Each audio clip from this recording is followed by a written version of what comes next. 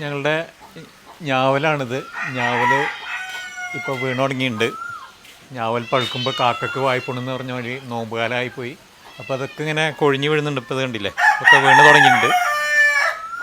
ഞാവൽ ഇഷ്ടം പോലെ. ഇത് കുറച്ച് കഴിഞ്ഞാൽ ഇവിടെയൊക്കെ ആകെ ബ്ലാക്കായി മാറും. കുറച്ച് ദിവസം കൂടി കഴിഞ്ഞാൽ മൊത്തം വീണിട്ട് ആകെ ബ്ലാക്ക് കളറായിട്ട് ഉള്ള അവസ്ഥ വരും. നമ്മുടെ കോഴിക്കുഞ്ഞുങ്ങൾ ഇപ്പോൾ ഒരു 5 ദിവസമായി കോഴിക്കുഞ്ഞുങ്ങൾ വിരിഞ്ഞിട്ട്.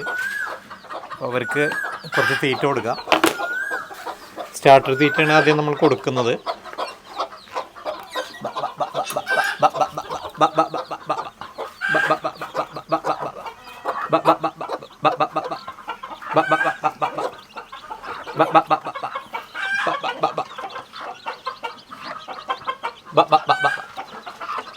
എടാ 15 മുട്ടകൾ വെച്ചാണ്. ഒരു 13 വിരിഞ്ഞിട്ടുണ്ട്. 2 മാത്രമാണ് പോയിട്ടുള്ളത്. നല്ല ചൂടുള്ള സമയത്താണ് ഇത് വിരിഞ്ഞിട്ടുള്ളത്.